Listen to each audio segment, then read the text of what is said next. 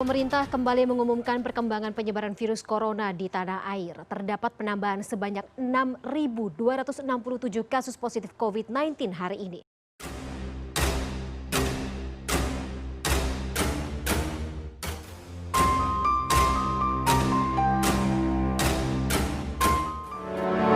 Bawaslu mencatat setidaknya ada 18 pelanggaran hingga hari kedua kampanye dari sejumlah daerah di Indonesia.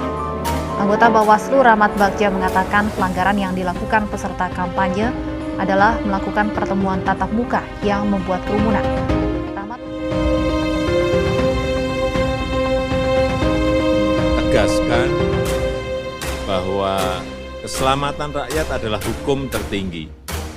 Dan pada masa pandemi ini telah kita putuskan pembatasan sosial, termasuk di dalamnya adalah pembubaran kerumunan.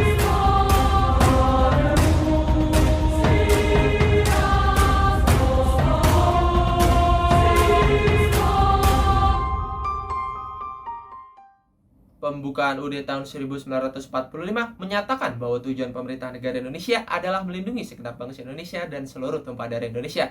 Assalamualaikum warahmatullahi wabarakatuh. Shalom, Om Swastiastu, Namo Buddhaya, dan salam kebajikan. Dewan Juri yang terhormat dan para hadirin yang berbahagia, perkenalkan kami dari tim Ulpianus dengan saya Muhammad Ali Farizal sebagai pembicara pertama, ditemani rekan saya Kevin Hartono sebagai pembicara kedua, dan Angelin Regita sebagai pembicara ketiga, yang akan membedah secara dalam mengenai emosi kita pada hari ini, yaitu pelaksanaan Pilkada 2020 di masa pandemi COVID-19, di mana standing position kami yaitu tim kontra dengan bangunan argumentasi bahwa kami tidak setuju apabila pelaksanaan Pilkada dilaksanakan pada masa pandemi COVID-19. Salus populis suprema lex esto, artinya keselamatan rakyat merupakan hukum tertinggi. Dewan Juri yang terhormat, apabila diimplementasikan dalam pasal 28 AUD 1945 dan UU nomor 39 tahun 99 pasal 43 hak asasi manusia, bahwa setiap orang berhak untuk mempertahankan hidup dan kehidupannya, dan juga warga negara berhak untuk memilih dalam pemilihan langsung berdasarkan persamaan hak. Maka penyelenggaraan pilkada haruslah bertujuan untuk menciptakan kedamaian demokrasi, bukan menghasilkan ancaman. Karena dilihat dari fakta di lapangan bahwa pandemi COVID-19 telah ditetapkan dalam Kepres nomor 12 tahun 2020 sebagai bencana nasional dan masih mengancam rakyat Indonesia. Dewan Juri yang terhormat, adapun saya sebagai pembicara pertama memiliki 2 poin urgensi mengapa Pilkada serentak tahun 2020 harus ditunda pelaksanaannya.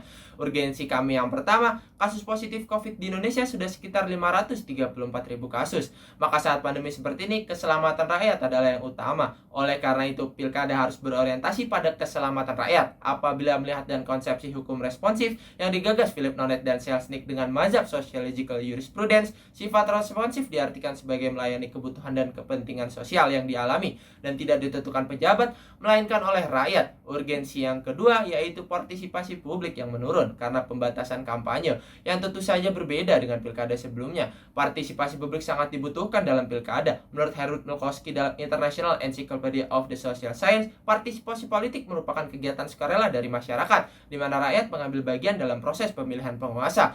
Dewan Juri yang terhormat, kami sebagai tim kontra menilai dengan tidak melaksanakan pilkada saat pandemi, pemerintah tidak membatasi hak rakyat untuk memilih sebagaimana asumsi dari tim pro. Karena secara konstitusi dalam pasal 28J ayat 2 UUD 1945 dan pasal 4 Konvenen Hak Sipil dan Politik, setiap orang wajib tunduk kepada pembatasan yang ditetapkan dengan undang-undang untuk menjamin pengakuan serta penghormatan atas hak kebebasan orang lain. Legalitas kepada pemerintah juga untuk melakukan pembatasan terhadap hak asasi manusia jika negara dalam keadaan darurat. Mantan Wakil Presiden Yusuf Kala pernah mengatakan, memaksakan sesuatu yang jelas-jelas secara nasional membahayakan kehidupan rakyat bukan hanya nekat melainkan fatal. Semua proses politik tujuan mulainya adalah untuk kemaslahatan rakyat, bukan memudaratkan rakyat. Sekian dari saya, terima kasih. Charles Costello menyatakan, demokrasi adalah sistem sosial dan politik dengan kekuasaan pemerintah yang dibatasi oleh hukum untuk melindungi hak-hak warga negaranya. Oleh karena itu, pelaksanaan Pilkada tahun 2020 bukan mencerminkan pelaksanaan demokrasi yang positif, melainkan pencideraan terhadap demokrasi. Salam sejahtera untuk kita semua, Dewan Juri yang terhormat dan para pemerhati konstitusi. Izinkanlah saya Kevin Hartono selaku pembicara kedua akan memaparkan 3 poin argumentasi yang mendukung standing position kami sebagai kontra terhadap adanya pelaksanaan Pilkada 2020 di tengah pandemi virus COVID-19. Namun, perlu kami tekankan kembali, kami mengamini bahwa Pilkada merupakan salah satu bentuk implementasi penting dari demokrasi. Namun, ketika kita melihat adanya garis besar kata pandemi dalam mosi, tentu hal inilah yang menjadi pengecualian karena memaksakan pilkada serentak 2020 di tengah pandemi sama halnya kita akan menciptakan suatu pilkada yang membahayakan dan tidak sesuai dengan tujuan dari demokrasi. Karena demokrasi yang baik adalah memberikan kenyamanan dan keamanan bagi pengguna hak politiknya. Dewan Juri yang terhormat dan para pemerhati konstitusi, dalam poin pertama argumentasi kami ingin menunjukkan adanya inkonsistensi pemerintah terhadap landasan yuridis serta kurang efektifnya hukum mengenai sistem pelaksanaan pilkada tahun 2020. Dalam pasal 201A ayat 3 Perpu nomor 2 tahun 2020 yang disahkan menjadi Undang-Undang nomor 6 tahun 2020 menyatakan, dalam hal pemungutan suara serentak sebagaimana dimaksud pada ayat 2 tidak dapat dilaksanakan, pemungutan suara serentak harus ditunda dan dijadwalkan kembali setelah bencana non-alam atau pandemi virus corona berakhir. Maka, ketika kita melihat pada fakta yang ada, hingga bulan Desember, laju penyebaran virus corona masih meningkat, maka sudah sewajibnya pemerintah untuk menunda kembali pelaksanaan pilkada serentak. Kemudian, dalam PKPU nomor 10 tahun 2020 yang pada intinya menjelaskan bahwa dalam setiap tahap pelaksanaan pilkada serentak 2020 wajib menggunakan adaptasi kebiasaan baru. Hans Kelsen pernah menyatakan, keefektivitasan hukum terwujud bila hukum tersebut secara sistematis berhasil memenuhi keinginan hukum tersebut. Namun pada faktanya, adaptasi kebiasaan baru seperti mencuci tangan, menggunakan masker, serta menjaga jarak telah diberlakukan sebelumnya di berbagai unsur masyarakat. Dan mirisnya, tidak ada fakta yang menunjukkan bahwa adaptasi kebiasaan baru berhasil menekan angka laju penyebaran virus corona. Namun sebaliknya, penyebaran virus corona selalu meningkat dan selalu memunculkan adanya klaster baru setiap harinya. Hal ini menunjukkan bahwa adaptasi kebiasaan baru sangatlah tidak efektif dan merupakan hal yang mustahil bila kita melaksanakan pilkada serentak dengan adaptasi kebiasaan baru sekalipun tidak akan menghasilkan klaster baru penyebaran virus corona. Dewan Juri yang terhormat dan para pemerhati konstitusi, dalam poin kedua argumentasi kami hendak menjelaskan adanya dua faktor yang menyebabkan partisipasi publik menurun, sebagaimana yang telah disampaikan oleh pembicara pertama dari kelompok kami. Yang pertama, secara internal, masyarakat enggan untuk mengikuti pilkada tahun 2020 karena khawatir terpapar oleh virus corona. Hal ini pun diperkuat oleh survei yang dilakukan oleh Carta Politika yang menunjukkan 52,4% respondennya tidak setuju apabila pilkada tahun 2020 dilaksanakan. Yang kedua, secara eksternal, mengacu pada pasal 88C ayat 1 PKPU nomor 13 tahun 2020 mengenai adanya pembatasan akses kampanye guna untuk menghindari adanya kerumunan. Tentu hal ini juga menjadi pembatas bagi paslon kepala daerah untuk memperkenalkan dirinya kepada masyarakat. Sehingga masyarakat tidak tahu menahu mengenai visi misi dari paslon kepala daerahnya. Sehingga hal inilah yang membuat masyarakat menjadi enggan untuk memilih karena ia tidak mengenal paslon yang nantinya akan ia pilih. Maka akan menjadi lebih bijak ketika pemerintah menunda pelaksanaan pilkada untuk tetap menjamin adanya pelaksanaan pilkada yang sesuai dengan makna demokrasi. Karena makna demokrasi menurut Profesor Kuncoro Purwo Pranoto adalah sistem pemerintahan yang melibatkan seluruh masyarakat di dalam pemerintahan itu sendiri. Dewan Juri yang terhormat dan pemerhati konstitusi, dalam poin ketiga argumentasi kami hendak menjawab kekhawatiran masyarakat apabila nantinya ada suatu kekosongan jabatan akibat adanya penundaan pilkada serentak 2020, yakni mengacu pada pasal 201 ayat 10 dan 11 Undang-Undang nomor 1 tahun 2016 yang menjelaskan dalam hal adanya kekosongan jabatan dalam suatu daerah, maka akan diangkat PJ atau penjabat kepala daerah yang memiliki wewenang yang sama dengan kepala daerah, yaitu melaksanakan pemerintahan daerah, menetapkan perda dan APBD, menjaga keamanan masyarakat serta melayani publik. Sehingga masyarakat tidak perlu khawatir lagi karena pelayanan publik tidak akan terhambat meskipun adanya penundaan pelaksanaan pilkada. Kami pun memiliki solusi yang solutif dengan menunda pelaksanaan pilkada semula tahun 2020 menjadi pilkada tahun 2021. Dikarenakan kami telah memiliki landasan dan mekanisme yang lebih aman yang akan dielaborasikan oleh pembicara ketiga dari kelompok kami.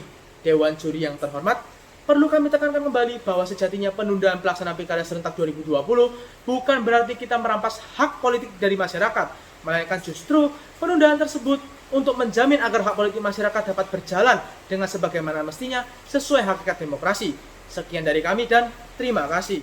Abdurrahman Wahid, mantan Presiden keempat Indonesia, mengatakan yang lebih penting dari politik adalah kemanusiaan. Ini berarti pemerintah sebagai pelayan rakyat bukannya mematokkan diri bahwa hak memilih adalah wujud demokrasi, tetapi memprioritaskan nyawa di atas suara sebagai wujud mulia dari demokrasi itu sendiri. Bahkan menurut Marcus Tullius Cicero dengan bukunya De Legibus berpendapat bahwa di bawah ancaman situasi darurat apapun, keselamatan rakyatlah yang harus diprioritaskan hingga titik di mana kita bisa mengesampingkan aturan hukum. Saya Angelin Regita Natalia di sini sebagai pembicara ketiga pihak kontra akan membawa komparasi dan solusi sebagai landasan berpikir empiris yang akan memperkuat proposal kami.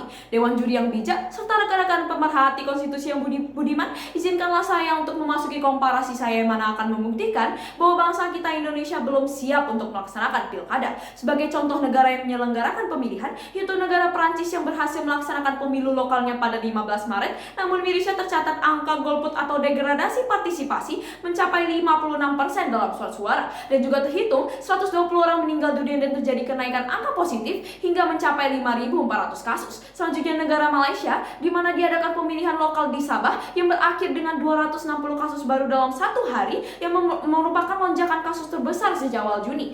Belajar dari kedua negara tersebut yang tak hanya membuktikan minimnya partisipasi pada kualitas demokrasi, tetapi juga penambahan klaster baru dan lonjakan angka pasien positif. Meskipun dari penanganan Malaysia dan persiapan Prancis yang terbilang cukup matang, tetapi ternyata negara-negara tersebut juga gagal dalam menjamin keselamatan rakyatnya. Selanjutnya, negara yang menunda pemilihan. Data tanggal 21 Februari hingga 29 November mengatakan bahwa setidaknya ada 75 negara dan teritori di dunia yang memutuskan untuk menunda pemilunya, dari pemilihan presiden hingga pemilihan lokal, seperti yang terjadi di negara Australia, Kanada, Jerman, Selandia Baru, Hong Kong, dan lainnya, di mana negara-negara ini Dewan Juri terhormat memutuskan untuk menunda pemilunya hingga 2021 tanpa pertimbangan politik. Mereka merasa diperlukan persiapan yang lebih matang untuk melaksanakan pesta demokrasi sehingga dapat menghapus kekhawatiran terhadap munculnya klaster baru yang mengancam keselamatan rakyatnya. Berikut, saya akan menuju ke alasan mengapa Indonesia belum siap untuk melaksanakan pilkada. Dewan Juri yang terhormat, pertama, kegagalan dalam penekanan angka COVID-19. Progres pemerintah dalam menekan angka positif seharusnya diatur dalam peraturan pemerintah dan peraturan Menteri Kesehatan tentang PSBB. Namun, pada fakta lapangannya Dewan Juri terhormat, pengimplementasian peraturan ini masih dianggap sangat lemah, di mana ketika tanggal pemilihan semakin dekat, terjadi penambahan kasus mencapai 6.267 kasus yang tercatat pada 29 November. Jumlah ini menjadi rekor terbaru penambahan pasien yang juga menjadi penyumbang kasus positif tertinggi di ASEAN. Bahkan WHO menganjurkan pengadaan pemilu jika angka positif berada di bawah 5%. Namun faktanya angka positif di Indonesia mencapai 2 kali lipat lebihnya, yaitu 12,3%. Tak hanya kegagalan dalam penindakan dan pengawasan pemerintah, masyarakat dan paslon juga tidak mematuhi protokol yang ditetapkan. Seperti itu yang terdata telah terjadi 28.000 pelanggaran di Jawa Barat, dan juga Bawaslu temukan 2.162 kasus pelanggaran protokol kesehatan dalam pelaksanaan kampanye pilkada. Dewan Juri yang terhormat, kedua, yaitu demokrasi yang minim partisipasi. Ketika pasien positif terhitung 534.000 orang, bagaimana cara pemerintah menjamin pasien dan rakyat dapat hadir dalam pesta demokrasi di mana konsentrasi rakyat adalah bertahan hidup, bukan lagi mementingkan kemajuan politik. Bahkan terdata, tren global tingkat partisipasi pemilih dalam pemilihan umum justru menurun seperti yang terjadi di Iran, Mali, Prancis, dan Queensland, Australia. Dewan Juri dan rekan-rekan berpikir yang bijak, dan alangkah baiknya saya memberi solusi yang solutif guna memperjelas kemana arah proposal yang kami janjikan. Kami akan memulainya dengan menunda pelaksanaan pilkada serentak hingga pada tahun 2021 karena mengutip dari perkataan Presiden Joko Widodo bahwa selama November hingga Desember akan datang sebanyak 20 hingga 30 juta vaksin yang menargetkan 160 juta penduduk yang mana akan selesai pada 2021. Ini menandakan adanya titik terang bagi kemajuan kondisi pemulihan kesehatan masyarakat di Indonesia di tahun tersebut. Ketika vaksin telah tersebar, akan dilakukan perpanjangan kampanye dan perihal kekosongan jabatan akan diisi oleh PJ yang legalitas dan wewenangnya telah dijelaskan oleh pembicara kedua kami. Tentu dalam pergantian ini akan dijamin pengisian jabatan kosong tersebut dilakukan dengan tepat sasaran guna mendapatkan pemimpin yang jelas dan kompeten untuk rakyat. Dengan ini kami menjamin diangkatnya kualitas demokrasi berbarengan dengan optimalisasi keselamatan rakyat sebagai tujuan mulia dari keadilan. Maka dengan itu kita harus menunda pelaksanaan pilkada serentak 2020 pada masa pandemi COVID-19. Sekian dari kami, terima kasih.